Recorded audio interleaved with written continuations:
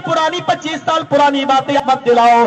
तुम्हारे यहाँ में एक वैसी मामले में उलझे हुए हैं, एक ना करदा गुनाह की सजा मैं पा रहा हूँ। हर 10-15 दिन के बाद मैं आपकी कोर्ट को कचहरियों के चक्कर लगा रहा हूँ। मुझे उसी रंजिश की सजा मिली है, वरना तुम चाहते तो 2 दिन के अंदर ये मामले हल कर सकते थे। मुझे अच्छी तरह मालूम है, मुझसे जेल में जो मिलने आया मैं उनको भी जानता हूँ, जो नहीं मिलने आया मैं उनको भी जानता हूँ, जिसने मेरे खिलाफ आर्टिकल लिखे मैं उनको भी जानता हूँ। मुझे अच्छी तरीके से मालूम है, मेरी बीवी मुझसे मिलने आती थी, मेरी माँ मुझसे मिलने आती थी। पठानी टोले के लोगों तुम यहाँ मौजूद होगे, मैं सबको बुरा नहीं कहता हूँ। पठानी टोले के एक आदमी का तार भी इस रंजिश और साजिश में शामिल है, उसने भी हमको जेल तक पहुंचाने की कोशिश की है। आप समझ गए होंगे। इतना याद रखना, मैं 4 महीने जेल के अंदर जिस पोजीशन में रहा और मेरी माँ तहज्जुद पढ़ पढ़कर मुसल्ले पर रोती रही, मेरी माँ के आंखों से गिरने वाला एक एक आंसू तुमसे इंतकाम लेगा, एक एक आंसू तुम्हारे ऊपर कहर बनकर टूटेगा।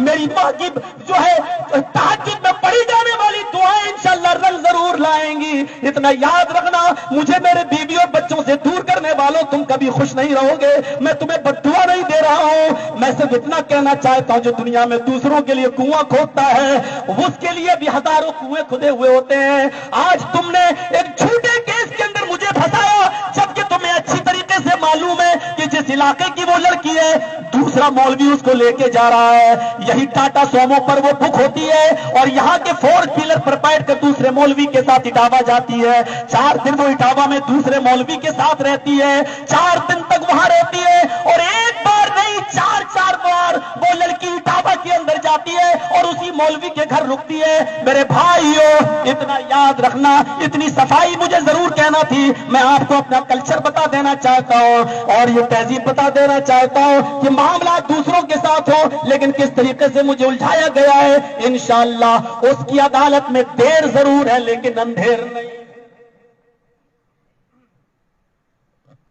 इतना कहना था और कहूंगा, क्यों नहीं कहूं। आर्टिकल तुम लिखो, मुजरिम को सजा मिलनी ही चाहिए, बाद में डिलीट करो, मुझे सब मालूम है। लेकिन चलिए मेरे प्यारे साथियों, इतनी सी बात कहकर अब हम बात को आगे बढ़ाते हैं। मुझे बताओ किस बात पर रंजिश है तुम्हारी?